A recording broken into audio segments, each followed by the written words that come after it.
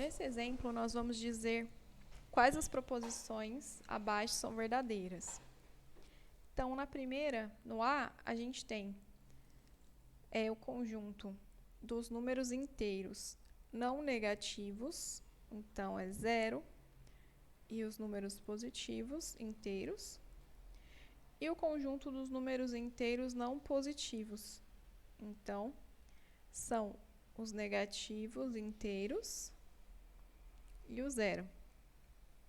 Aqui está dizendo, então, que a intersecção entre esses dois conjuntos é o conjunto vazio. Essa não é verdadeira porque o 0 faz parte dos dois conjuntos. Então, a intersecção desses dois conjuntos é o conjunto formado apenas pelo 0. Agora, B. Então, aqui A. Agora, então, a B. A gente tem menos 4 vezes menos 5 pertence ao conjunto dos inteiros não negativos. Então, menos 4 vezes menos 5 é igual a 20 positivo, né? Menos com menos fica mais. Então, 20, ele é um número inteiro não negativo. Então, verdadeiro. C. A gente tem 5 menos 11. Então, 5 menos 11 dá menos 6. E ele é um número inteiro. Então, verdadeiro. D. A gente tem um número decimal. Suas casas decimais são infinitas, mas elas são periódicas. Então, ó, 47 está se repetindo aqui. Então, a gente consegue escrever esse número em forma de fração. Então, a gente tem aqui, a gente chama esse número de x. Como a gente tem dois algarismos aqui sendo repetidos, então o 4 e o 7, a gente vai multiplicar essa equação inteira por 100. Então, como ele tem dois algarismos, a gente multiplica por 100 porque ele tem dois zeros. Se fosse um algarismo se repetindo, multiplicaria por 10. Se fossem 3, multiplicaria por 1000. E assim por diante. O número de algarismos é o número de zeros que você vai colocar aqui. Então, quando a gente faz essa multiplicação, a gente fica com... A nossa vírgula anda duas casas. Então, fica 47, infinitamente. E aqui fica 100x. Então, a gente vai chamar essa equação aqui de 1 e essa aqui de 2. A gente vai fazer 2 menos 1.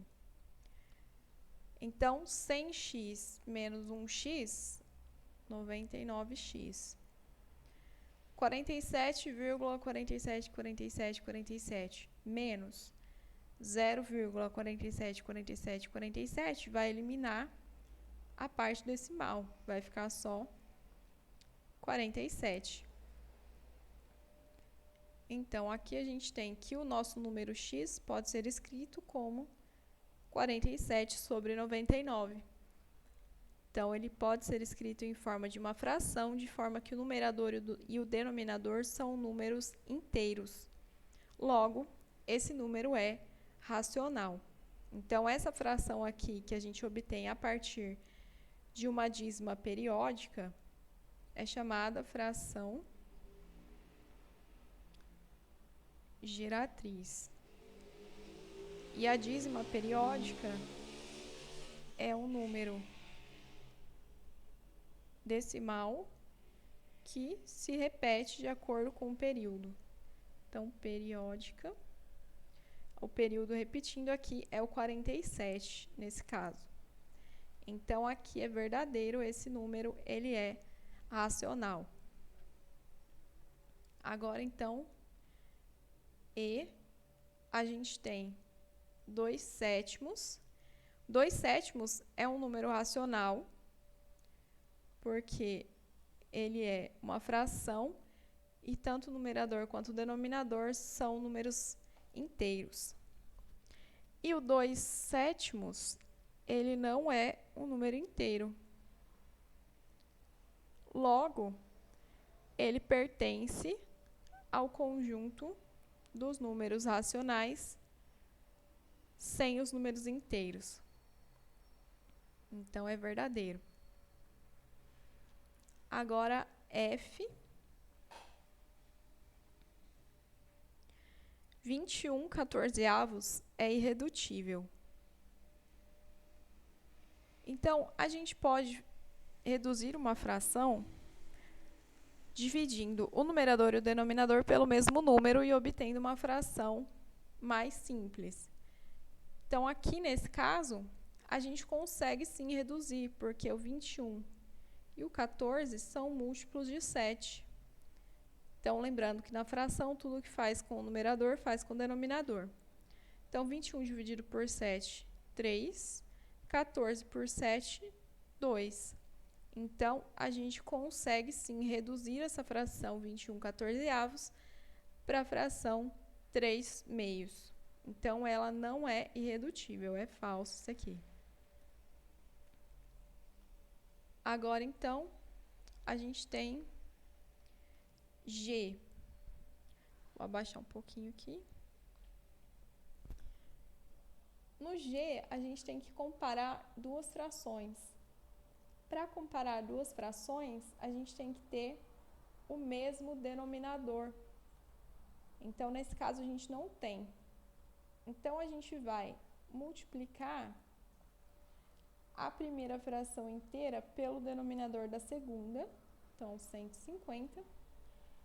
E a gente vai multiplicar a segunda, 131/150, pelo denominador da primeira. Então, 147. Porque assim, o denominador das duas vai ser o mesmo, ele vai ser o produto entre esses dois números. Então, aqui a gente vai ter 18.150 dividido por 22.050. E aqui a gente vai ter 19.257 dividido por 22.050. Então, agora temos o mesmo denominador, a gente compara o número de cima. Então, esse aqui é maior. Então, se ele é maior, essa fração aqui é maior do que a outra. Então, 131/150 é maior que 121/147. Isso é verdade. Agora, H. Se o número é racional, o seu oposto também é racional. Então, isso é verdadeiro. Aqui, no I, meio pertence aos reais menos os racionais. Se a gente tirar os números racionais dos reais, então aqui R menos Q, sobram os números irracionais. Só que meio, ele é racional, ele é uma fração, o numerador e o denominador são inteiros.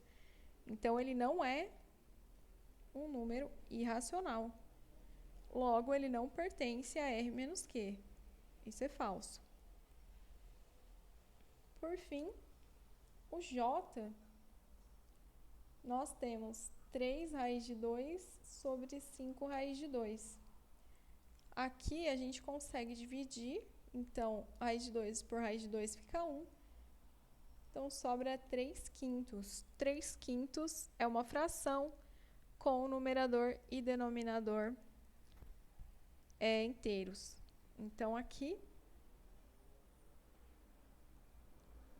pertence, sim, aos racionais. É verdadeiro. Caso a gente tivesse a raiz de 2 só em cima ou só embaixo, por exemplo, assim, aí ele não pertenceria, porque raiz de 2 é um número irracional.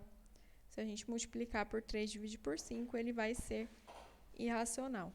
Mas nesse caso aqui, como a gente podia dividir raiz de 2 por raiz de 2 e chegar numa fração, então é racional, é verdadeiro. Então, aqui, as verdadeiras são B, C, D, E, G, H e J.